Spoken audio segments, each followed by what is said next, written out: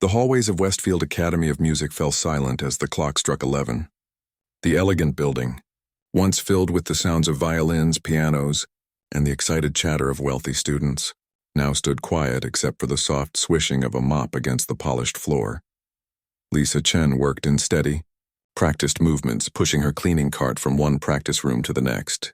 At 38, her hands told two different stories, rough and calloused from years of scrubbing floors, yet long-fingered and graceful, almost like they belonged to someone else. Someone who might have been sitting at one of these expensive pianos instead of cleaning around them. Almost done with the East Wing, she muttered to herself, checking her watch. 4 more hours until her shift ended. 4 more hours until she could catch the first bus home, slip quietly into her apartment, and maybe get 3 hours of sleep before her kids woke up for school. As she turned the corner, the sound of her phone vibrating broke the silence. Lisa quickly dried her hands on her uniform and answered. "Mom, everything okay?" she whispered, though nobody was around to hear. "We're fine, honey," her mother's voice crackled through the speaker. "Just wanted to let you know Tommy's fever finally broke. He's sleeping now." Lisa closed her eyes and leaned against the wall, relief washing over her tired face. "Thank goodness. Did he take the medicine I left?" "Yes, after some convincing." "That boy's as stubborn as his mother." Her mom chuckled softly. "How's work tonight?" "Same as always. Toilets, trash, floors. The glamorous life." Lisa tried to keep her voice light, but exhaustion seeped through. "I should finish up." "Get some rest, Mom. I'll be home by 4. After hanging up, Lisa stood for a moment, gathering her strength. This wasn't the life she had imagined for herself. Once upon a time, music filled her days. For 12 years, she had practiced piano religiously, dreaming of concert halls and standing ovations. But life had other plans. An unexpected pregnancy at 20, a husband who couldn't handle the responsibility and disappeared 3 years ago, leaving her with 2 children and mountains of debt. Now, instead of playing in concert halls, she cleaned them. Lisa pushed her cart into the Grand Performance Auditorium, the crown jewel of Westfield Academy. Crystal chandeliers hung from high ceilings, and plush red seats faced the stage where a magnificent grand piano stood, gleaming under the dim safety lights. As she mopped around the stage, Lisa found herself drawn to the piano, a Steinway worth more than what she earned in 3 years. She carefully cleaned around it, not daring to touch the polished surface with her cleaning rag. "You and I used to be friends, you know," she whispered to the instrument. "In another life." The piano sat silently, but in her mind Lisa could hear the Chopin nocturne she used to play. Her fingers still remembered where each note lived. Sometimes when she closed her eyes while washing dishes or folding laundry, her hands would move through the air, playing invisible keys. With a sigh, Lisa returned to her mop. Dreaming didn't pay the bills, and she had many of those. The electricity notice with its angry red final warning stamp. The school letter about her daughter Jenny's field trip. $500 for 3 days at the science camp, due by the end of the month. The constantly empty refrigerator. The prescription for Tommy's asthma medication. Every day was a careful dance of robbing Peter to pay Paul, of stretching dollars like elastic until they threatened to snap. Her day job at Sunnyside Diner brought in tips, but barely enough for groceries. The night janitorial work at the Music Academy paid better but took its toll on her body and spirit. "Miss Chen?" The voice startled Lisa, making her knock the bucket with her foot. Water sloshed dangerously close to the edge. "I'm so sorry to frighten you," said Mrs. Powell, the night security guard. Unlike most of the staff at Westfield who treated the cleaning crew like invisible spirits, Mrs. Powell always had a kind word and remembered Lisa's name.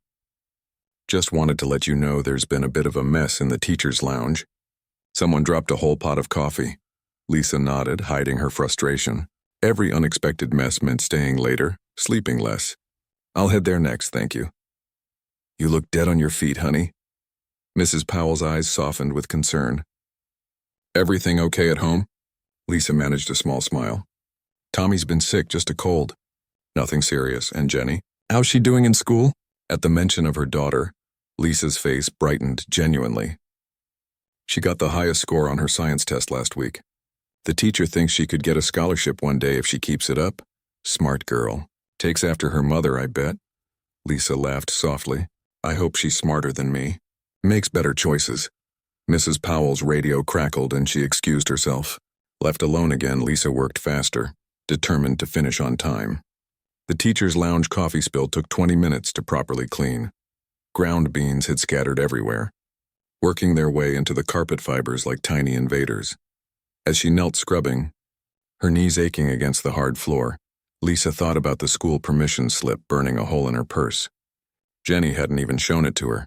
Lisa had found it while doing laundry, carefully folded and hidden in a jean pocket. Her bright, thoughtful girl, trying to spare her mother another financial worry. The memory of Jenny's face when confronted about the hidden form twisted in Lisa's chest. "It's okay, Mom," the 11-year-old had said with a shrug too mature for her age. "Cassidy said the Science Museum website has virtual tours now." It's practically the same thing. But it wasn't the same thing, and they both knew it. Not the same as seeing real dinosaur bones. Not the same as doing hands-on experiments with classmates. Not the same as staying up late in cabin bunk beds giggling with friends. By 2 a.m, Lisa had worked her way through most of the building. Her back ached and her eyelids felt weighted. Just the practice rooms left, then the administrative offices. She pushed her cart into the first practice room, where students with private tutors were allowed to rehearse.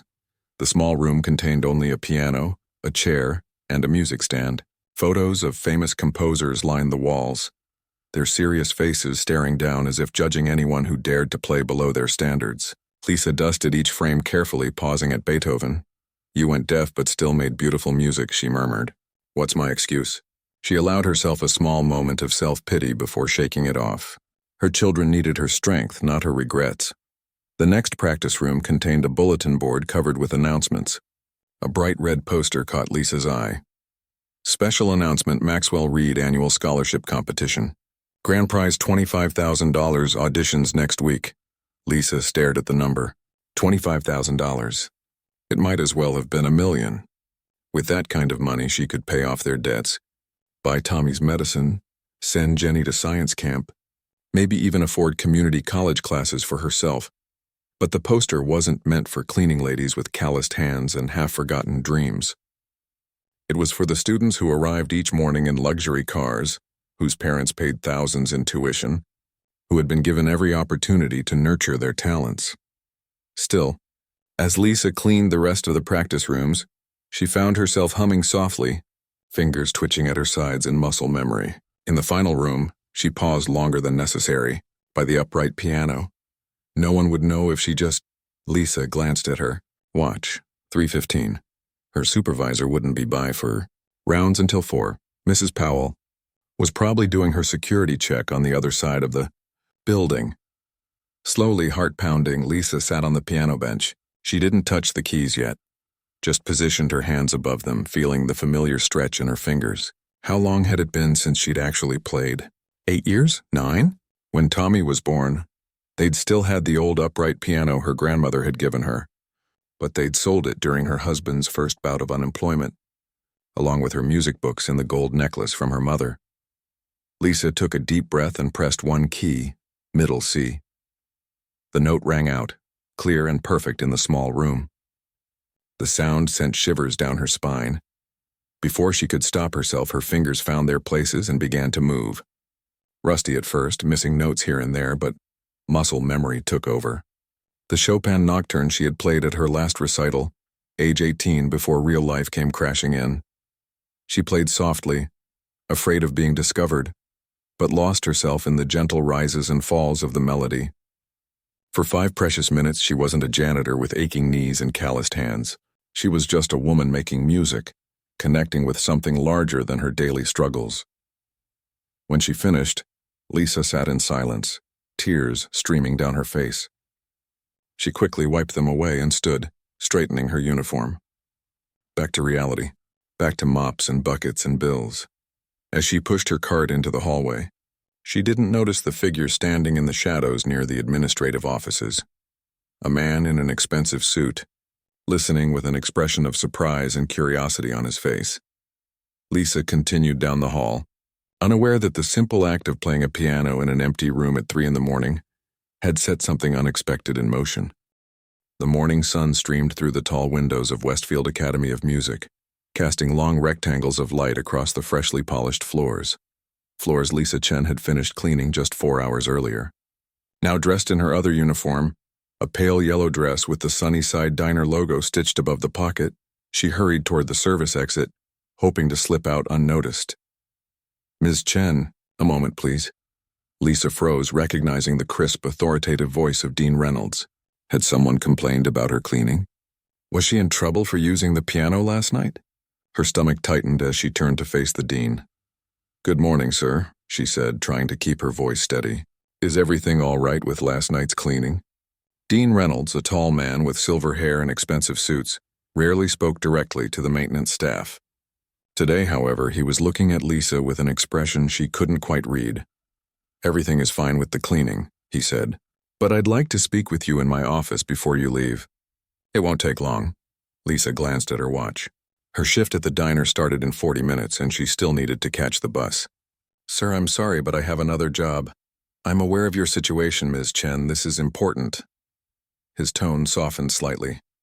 "It could be very beneficial for you." Curious and concerned, Lisa followed him through the grand hallways she usually only saw at night. Students were beginning to arrive, dressed in pressed uniforms, carrying instrument cases and sheet music. They barely glanced at Lisa in her diner uniform, another invisible service worker in their privileged world. Dean Reynolds' office was exactly what you'd expect. Dark wood furniture, walls lined with books and framed degrees, photographs of him shaking hands with famous musicians and wealthy donors. He gestured for Lisa to sit in one of the leather chairs facing his desk. "Coffee?" he offered, surprising her. "No, thank you," Lisa replied, too nervous to accept anything. "May I ask what this is about?" The dean sat down, folding his hands on the desk. "Are you familiar with Maxwell Reed?" Lisa shook her head. "Maxwell Reed is one of the most successful composers in the country. His film scores have won 3 Academy Awards. He's also this Academy's most generous benefactor." Dean Reynolds turned a photo frame on his desk to face Lisa. It showed him standing next to a man with salt and pepper hair and intense eyes. "And he's here for his annual visit to select scholarship recipients." Lisa nodded politely, still confused about why this concerned her. "Mr. Reed was here late last night. He returned to retrieve some papers he'd forgotten." The dean paused, his eyes studying Lisa's face. He heard someone playing piano in one of the practice rooms. Lisa's heart sank. So that was it. She was in trouble for touching the instruments. She'd lose her job, and then how would she pay rent? How would she buy Tommy's medicine? "I'm so sorry," she blurted out. "I know I shouldn't have touched the piano. It won't happen again, I promise. Please, I really need this job." "Ms. Chen," Dean Reynolds interrupted, raising his hand. "You're not in trouble." "Quite the opposite, in fact." Lisa blinked, not understanding. "Mr. Reed was very impressed. He said, and I quote, 'Whoever was playing that Chopin has more natural talent than half the students I heard yesterday. He wants to meet you.'" Lisa stared at the dean, certain she'd misheard. "Meet me?" "Yes, he's waiting in the recital hall right now." The world seemed to tilt sideways. Lisa suddenly felt underdressed and unprepared in her diner uniform, her hair hastily pulled back, dark circles under her eyes from years of too little sleep. "But my other job," she started. "I've taken the liberty of calling the diner," Dean Reynolds said, standing up. "They've agreed to give you the morning off, with pay." At Lisa's shocked expression, he added, "Mr. Reed can be very persuasive." 10 minutes later, Lisa found herself walking into the recital hall, the same space she'd mopped just hours earlier.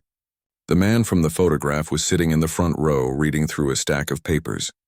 He looked up as she approached, his eyes sharp and evaluating. "Ms. Chen," Dean Reynolds announced. "This is Mr. Maxwell Reed." Reed stood, extending his hand. "The mysterious nocturnal pianist. A pleasure to meet you." Lisa shook his hand, feeling calluses that surprised her.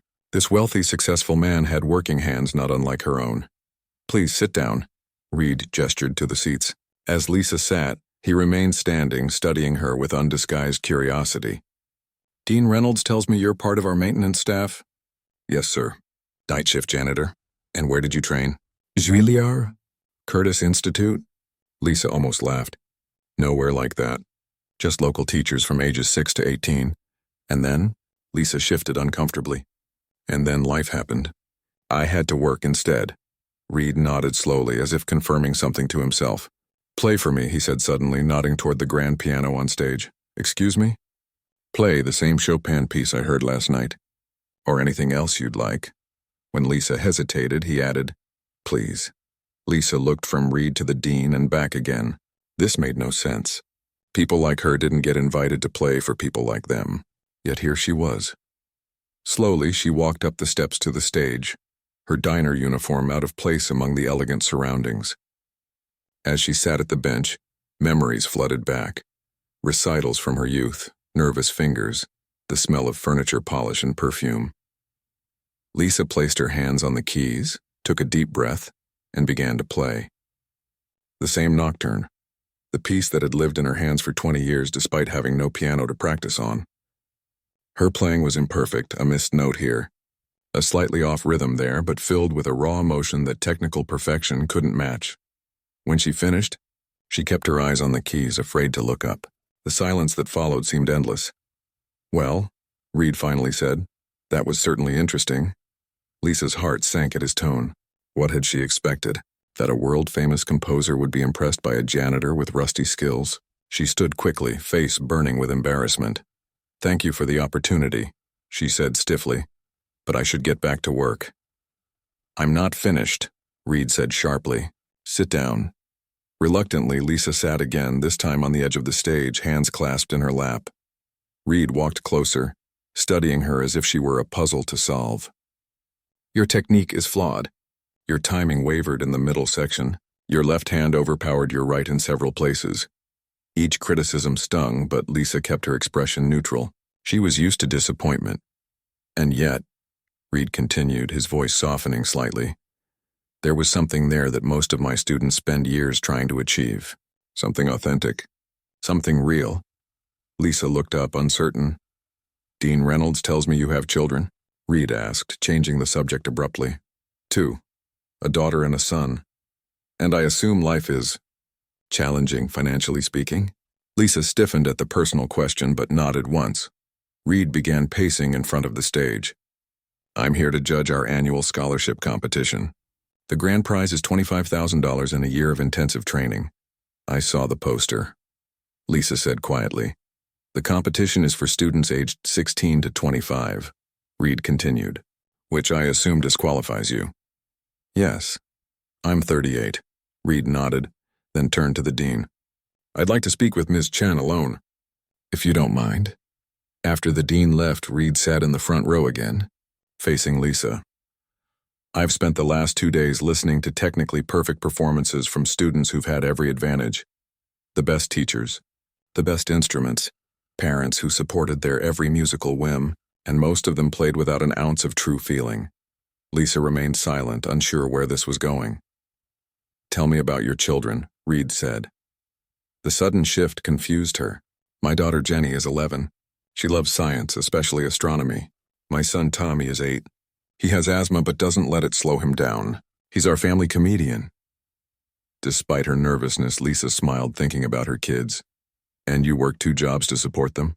Yes, the diner during the day, cleaning here at night. When do you sleep? Lisa shrugged. When I can. A few hours here and there. Reed leaned forward, his expression intense. When was the last time you touched a piano before last night? Lisa thought about it. Maybe 8 years ago. We had to sell our piano when Tommy was a baby. 8 years. Reed shook his head, looking genuinely stunned. Most pianists can't go 8 days without practice, without losing their edge. He stood suddenly. I want to try something. An experiment. He walked to the piano and played a complex series of chords. Can you play that back? Lisa hesitated, then took his place at the piano. She closed her eyes, hearing the progression in her mind, then played it back. Not perfectly, but recognizably. Again, Reed said, playing something more difficult.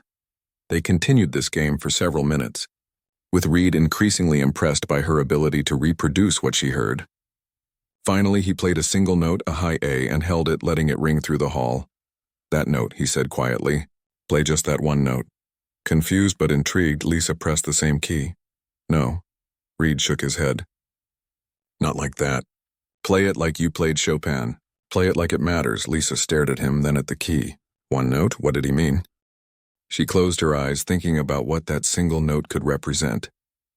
The high A, bright, clear, hopeful, like Jenny's face when she talked about stars, like Tommy's laugh when he was truly happy, like the dreams Lisa still carried despite everything. She pressed the key again, but this time with intention, with feeling, controlling the pressure of her finger to draw out a tone that seemed to contain all her love, all her struggles, all her hopes. The note rang out, perfect and pure, then faded slowly into silence.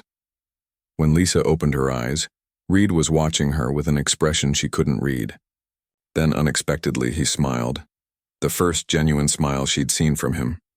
"Ms. Chen," he said, "I'd like to make you an offer." Lisa sat perfectly still on the piano bench, staring at Maxwell Reed. The morning sunlight streamed through the tall windows of the recital hall, casting his face half in shadow. She wasn't sure she had heard him correctly. "An offer?"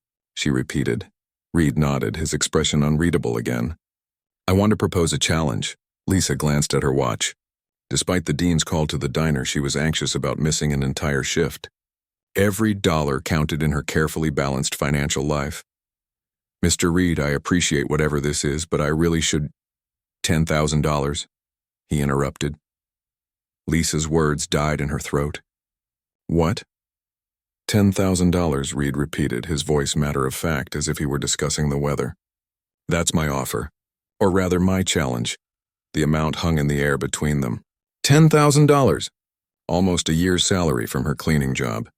Enough to cover Tommy's medicine, Jenny's science camp, and still have money left over to start paying down their debts.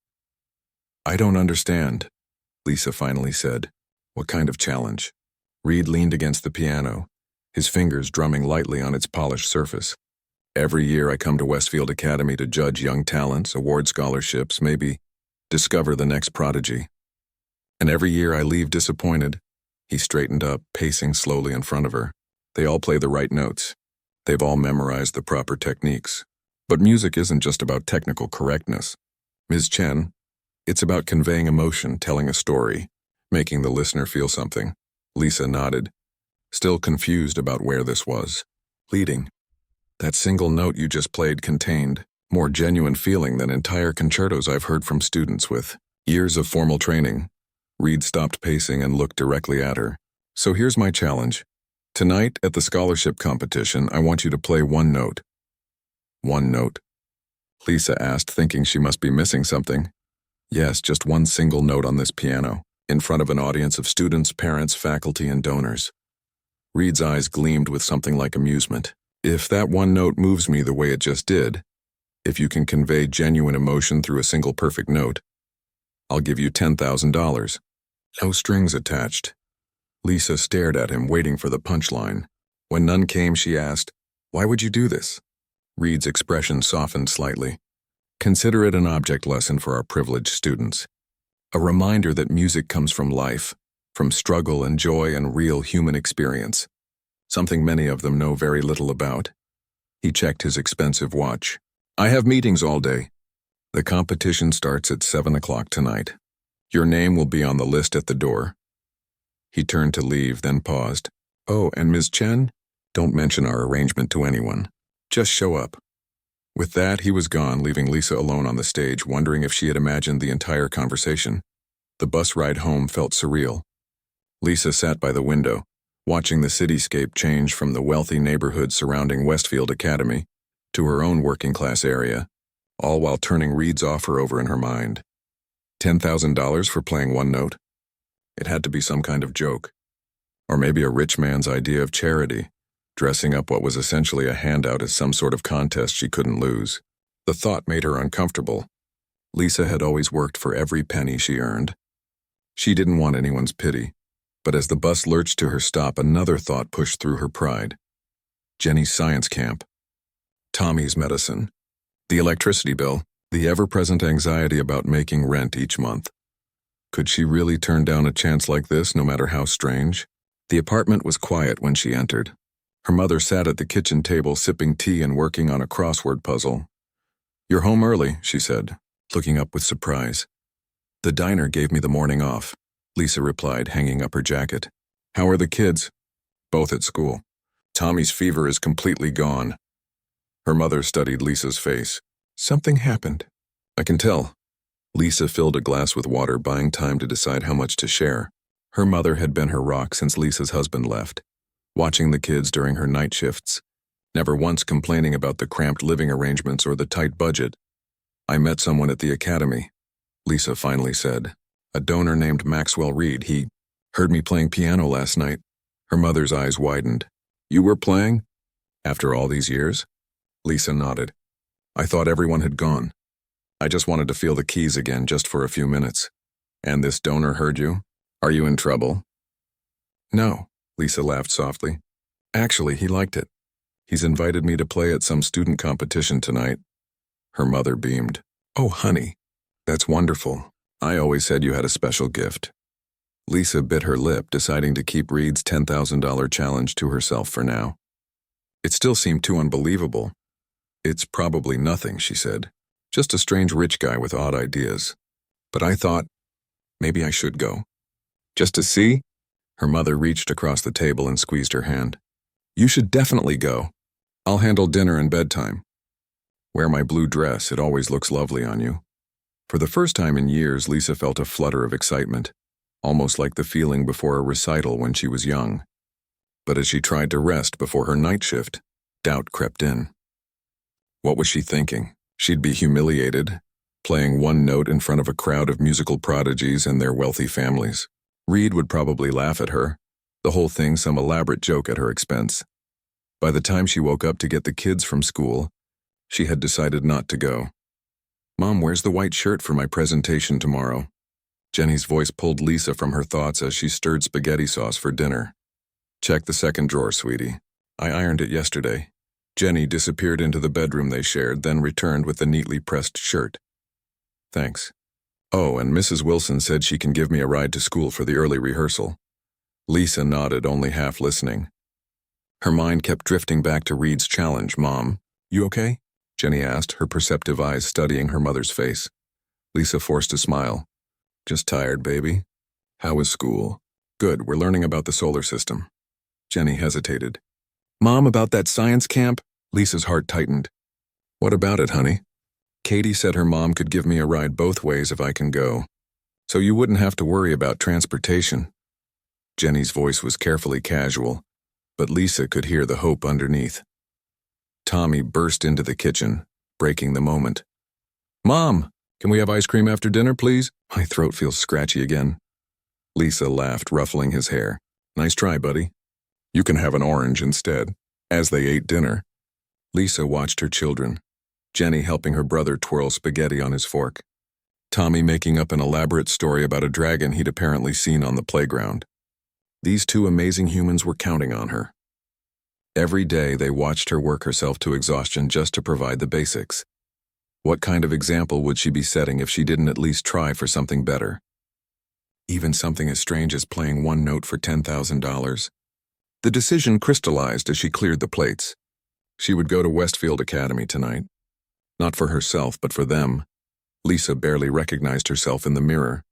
Her mother's blue dress fit perfectly, highlighting her slender frame in a way her uniforms never did. She'd taken extra care with her hair, letting it fall in soft waves instead of the tight ponytail she wore for work. A touch of mascara and lip gloss, saved for special occasions, completed the transformation. "You look beautiful," her mother said from the doorway. Lisa turned, suddenly nervous. "Do you think this is crazy? Going to a music competition to play one note?" Her mother smiled. "Maybe a little. But sometimes crazy is exactly what we need." She pressed something into Lisa's hand, a small white hair clip with a pearl in the center. "Your grandmother wore this at her first piano recital. Then you wore it at yours. Maybe it will bring you luck tonight." Tears pricked at Lisa's eyes as she carefully clipped it into her hair. The bus ride back to Westfield Academy felt both endless and too short. With each stop, Lisa's nerves grew. What was she doing? She hadn't performed in front of anyone in 20 years. She didn't belong in this world of privilege and talent.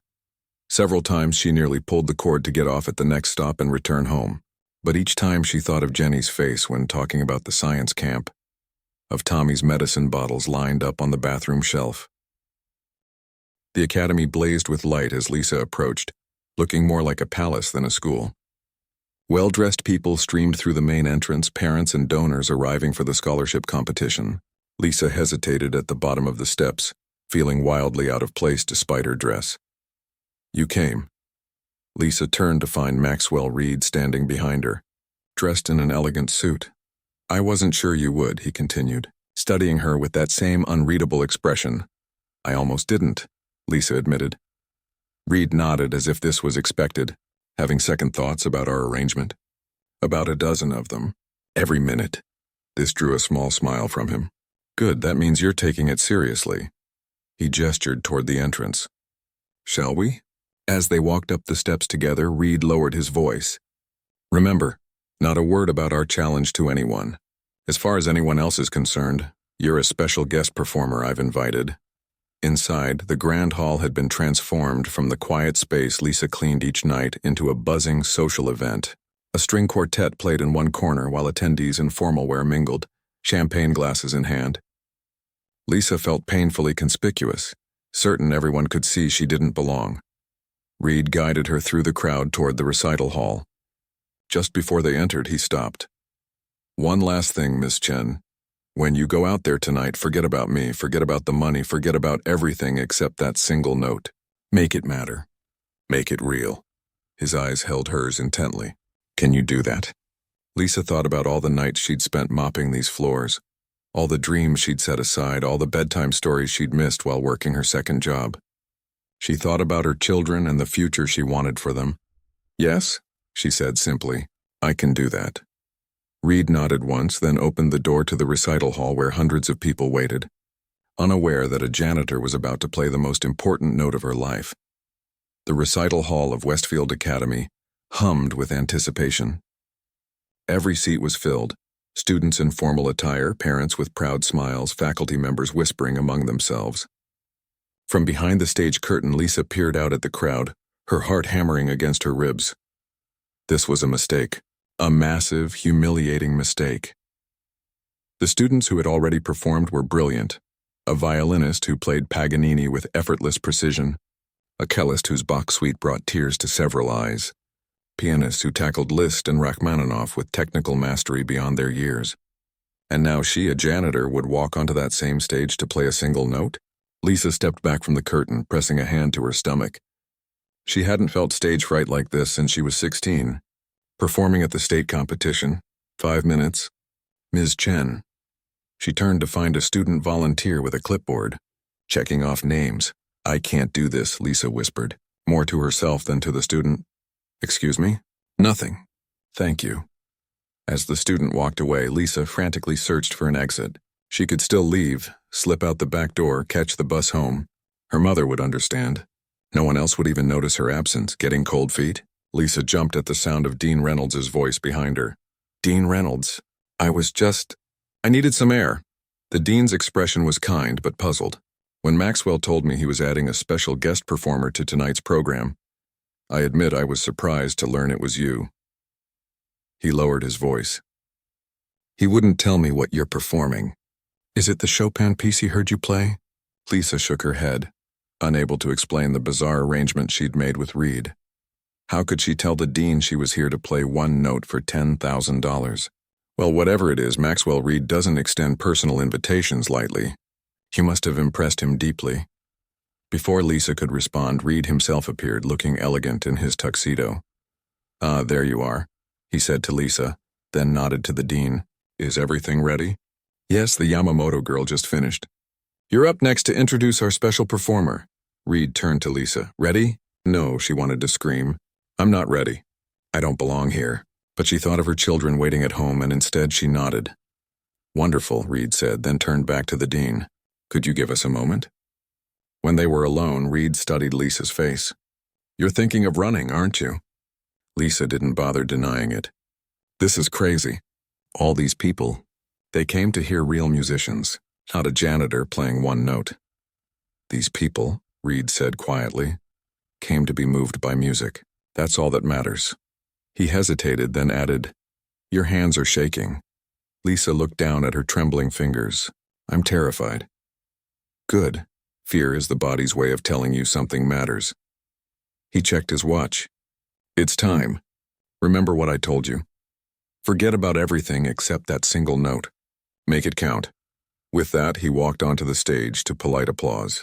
Lisa heard his voice through a fog of anxiety as he addressed the audience.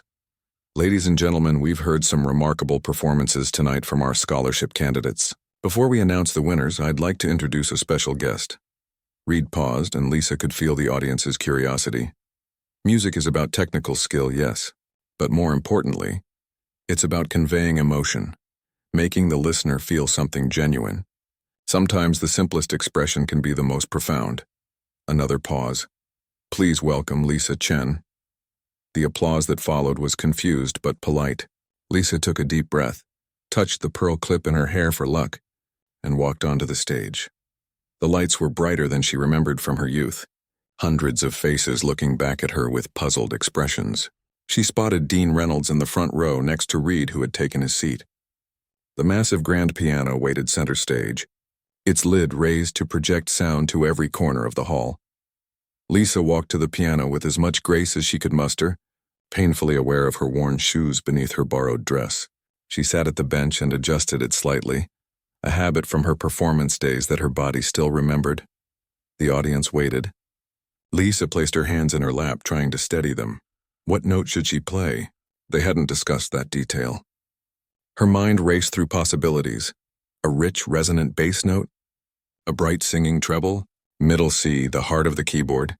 No, none of those felt right. Lisa closed her eyes, shutting out the audience, the pressure, the strangeness of the situation. She thought about what really mattered, not the money, not the performance, but what music had always meant to her. Freedom, joy, a language beyond words. She thought about playing lullabies for her babies on the old upright piano before they had to sell it. She thought about her grandmother teaching her to play Heart and Soul when she was 5 years old.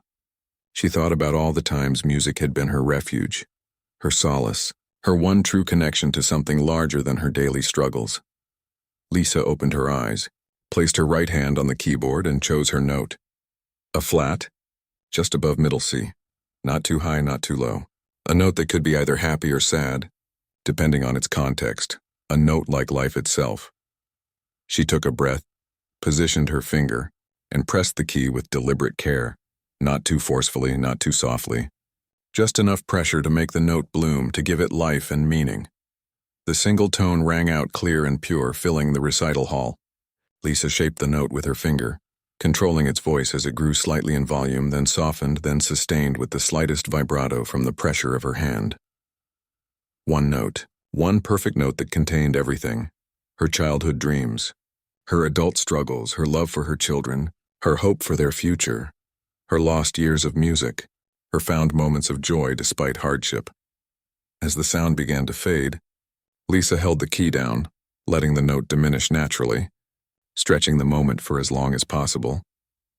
When the vibration finally ceased, she slowly lifted her finger and placed her hands back in her lap. Complete silence filled the hall.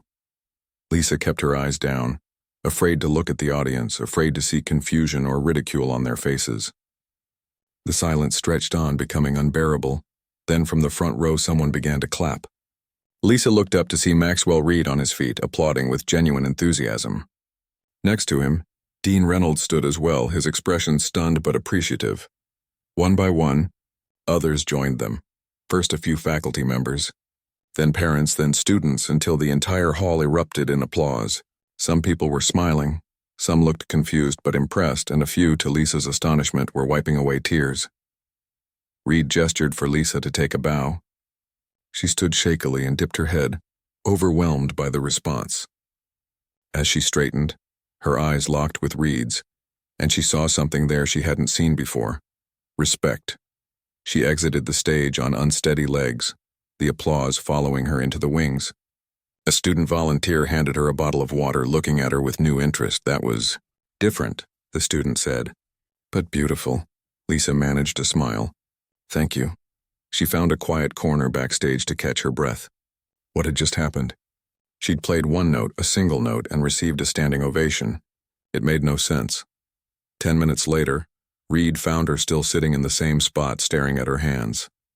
They're deliberating now, he said, sitting beside her. The judges are selecting scholarship recipients. Lisa nodded absently, still processing the audience's reaction. You did it, Reed said quietly. Did what? Exactly what I hoped you would. You played a single note with more meaning than most musicians achieve in an entire concerto. He smiled, a genuine smile that transformed his usually stern face. You made them feel something real. Lisa brushed a strand of hair from her face. It was just one note. There's no such thing as just one note when it's played like that. Reed reached into his jacket and removed an envelope. Here, as promised. Lisa stared at the envelope but didn't take it. I don't understand any of this. Why me? Why this challenge? You could have chosen any of those amazing students. Reed's expression grew thoughtful. Do you know what my greatest fear is as a composer? Lisa shook her head. That I've forgotten how to feel the music. He looked away, suddenly vulnerable. Success, acclaim, wealth, they can distance you from the raw emotion that made you love music in the first place. He turned back to her. When I heard you playing last night, I recognized something I've been missing. Authenticity. Music that comes from life, from struggle, from joy despite hardship. He held out the envelope again. You've reminded me why I became a musician. That's worth far more than $10,000 to me. This time, Lisa took the envelope with trembling fingers. Inside was a check made out to her for the exact amount Reed had promised. I don't know what to say, she whispered. You don't need to say anything. Your music already spoke for you. Reed stood. I should get back for the announcements. Take some time if you need it. As he turned to leave, Lisa found her voice. Mr. Reed? Thank you. Not just for this, she held up the envelope, but for making me play again. I'd forgotten how much I needed it. Reed nodded, understanding in his eyes. Music isn't just what we do, Ms. Chen, it's who we are. As he walked away, Lisa opened the envelope again, staring at the check with its life-changing amount. She thought about what it meant. Jenny's science camp, Tommy's medicine, maybe even a small keyboard so she could play again at home. One note. One perfect note had changed everything. She didn't notice the figure watching her from the shadows, Dean Reynolds, who had seen the exchange and was now looking at her with new interest, an idea forming in his mind. 2 weeks had passed since the night Lisa played one note and received a standing ovation. Life had shifted in ways both small and profound. The check from Maxwell Reed had cleared. The first thing Lisa did was pay the registration fee for Jenny's science camp, handing the permission slip to her daughter over breakfast. Really? I can go? Jenny had asked, eyes wide with disbelief. Really? I've already paid. Jenny's fierce hug had been worth every bit of the strange journey that led to that moment. After that, Lisa paid for 6 months of Tommy's asthma medication in advance, caught up on their overdue electric bill, and put the rest in savings, her first real financial cushion in years. But money wasn't the only thing that had changed. On her night shift at Westfield Academy, Lisa now found herself being greeted by name by faculty members who had never acknowledged her before. Students smiled and waved, some even asking questions about her performance. Her formerly invisible position had somehow become visible. Tonight, as she finished mopping the practice room hallway, she was surprised to hear footsteps approaching. Most of the building was empty by this hour. Ms. Chen, do you have a moment? Dean Reynolds stood in the doorway, his silver hair gleaming under the hallway lights. Lisa set her mop aside. Of course, sir. I've been hoping to catch you. The dean seemed unusually hesitant. I've been thinking about your performance at the scholarship competition. Lisa felt her cheeks warm at the memory. It was just one note. One very meaningful note, he corrected. Which is why I wanted to speak with you about a possibility. Lisa waited, curious. Our community outreach program has an opening. We provide music education to underprivileged children in local schools, basic piano, music theory, appreciation classes. The hours would be afternoons, Monday through Friday. Lisa's heart quickened. You're offering me a job? Teaching music. If you're interested, the dean said. The salary is modest, but more than your current position here. And it would be days, not nights. Lisa stood speechless, her mind racing. I know it's a big change, Dean Reynolds continued. But after seeing what you did with one note, I can only imagine what you might accomplish with students who, like yourself, have talent, but lack opportunity. I don't have a degree, Lisa pointed out. I never finished my education. Experience can be more valuable than credentials, Ms. Chen. You understand what music means to those who need it most. He smiled. Besides, part of the arrangement would include tuition-free evening classes here at the academy to complete your formal training if you wish. Lisa gripped the handle of her mop cart to steady herself. This is unexpected. Take some time to think about it, the dean said, handing her a folder. Here's information about the position, including salary and benefits. We'd need your answer by next Friday. After he left, Lisa opened the folder with trembling hands. The salary listed was nearly twice what she made between her two current jobs combined. With benefits, and normal working hours that would let her be home with her children in the evenings, it seemed impossible. Too good to be true, yet the folder in her hands was real. The dean's offer was real. And the memory of playing that one perfect note and how it had made people feel was very real. Lisa arrived home just before dawn, quietly unlocking the apartment door. To her surprise, her mother was already awake, sitting at the kitchen table with a cup of tea. "You're up early," Lisa whispered, hanging her jacket. "Couldn't sleep." Her mother smiled. "How was work?" Lisa sat down across from her, the folder clutched in her hands. Something happened. Something big. Her mother listened intently as Lisa explained the dean's offer. "Oh, honey," she said when Lisa finished. "It's what you always wanted, to teach music. 20 years ago, maybe." Lisa ran her fingers over the folder. "But now, I don't know if I can do it." "What are you afraid of?" Lisa looked up, surprised by the directness of the question. "I'm afraid of failing," she admitted. "What if I'm not good enough? What if I can't do it? What if I give up our sure thing, 2 steady jobs for something that doesn't work out?" Her mother reached across the table and took her hand. "You've spent your whole adult life being practical, making the safe choice. Maybe it's time to take a chance on yourself." Lisa squeezed her mother's hand. "When did you get so wise?" "Around the time my hair turned gray, thanks to you and your children." They both laughed softly. As the morning sun began to filter through the kitchen window, Lisa felt something unfamiliar stir within her. Hope, but also courage. Perhaps it was time to stop cleaning rooms where others pursued their dreams, and start pursuing her own again. 1 month later, Lisa stood nervously in front of 15 children seated on folding chairs in the music room of Pine Grove Elementary School. It was her first day as a music education coordinator for Westfield Academy's outreach program. The children, ages 8 to 12, from the school's most disadvantaged neighborhoods, watched her with expressions ranging from boredom to mild curiosity. They reminded her of Tommy and Jenny, bright eyes hiding behind careful masks of indifference, protecting themselves from potential disappointment. "Good afternoon," she began. "My name is Ms. Chen, and I'm here to teach you about music." A boy in the back row rolled his eyes. "We already got music class," Lisa smiled. "This is different. I'm not here to make you sing songs you don't care about or memorize facts for a test. I'm here to help you discover something magical." She walked over to the upright piano in the corner, old and slightly out of tune but functional. Music isn't just notes on a page or sounds in the air. It's a way to express feelings when words aren't enough. It's a language everyone understands, no matter where they come from.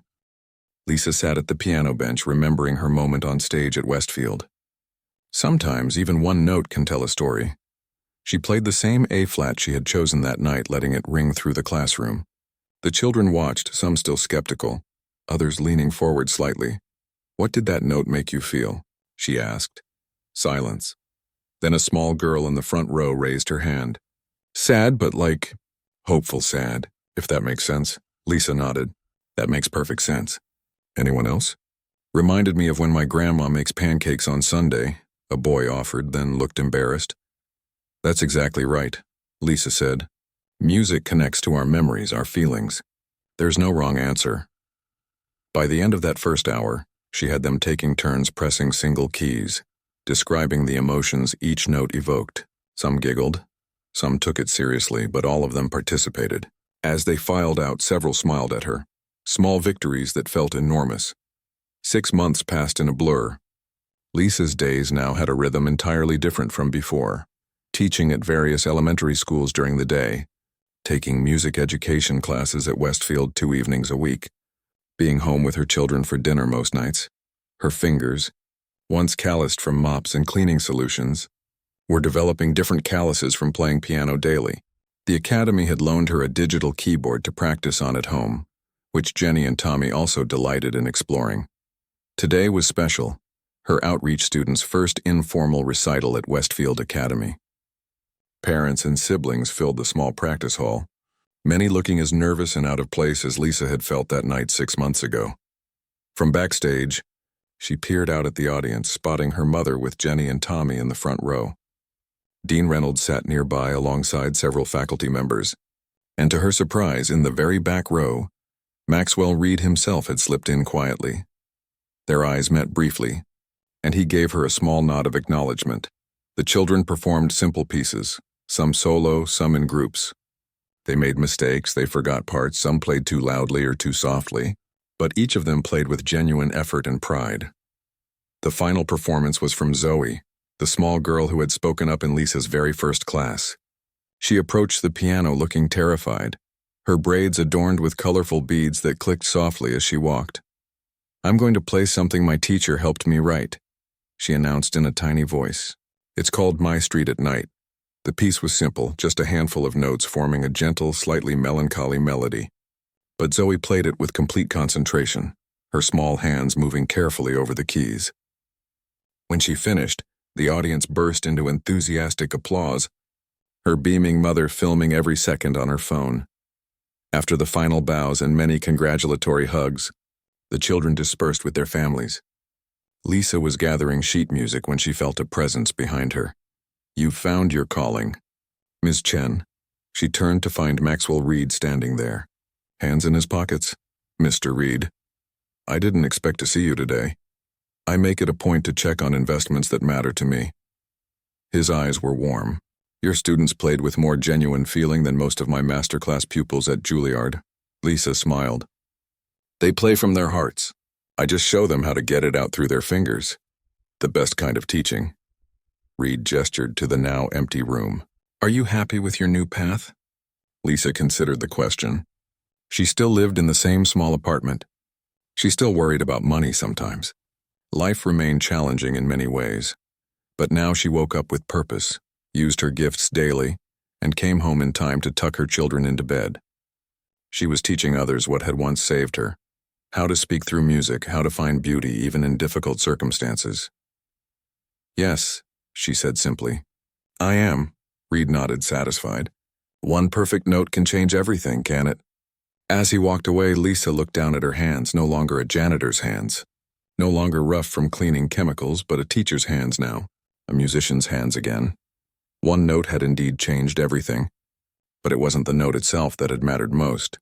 It was finding the courage to play it, to be seen, to step out of the shadows and into a life she had once thought lost forever. Outside the practice hall, she found her family waiting. Jenny immediately launched into excited commentary about each performance, while Tommy demonstrated his own made-up piano piece using the air as his keyboard. Her mother watched them all with quiet pride. "Ready to go home?" her mother asked. Lisa smiled, putting an arm around each of her children. "Yes, let's go home." As they walked through the grand hallways of Westfield Academy, hallways she once cleaned in the dark of night but now traversed in daylight as a teacher, Lisa felt a sense of completion. The janitor mom who played one perfect note had found her way back to music, back to herself, and forward to a future bright with possibility.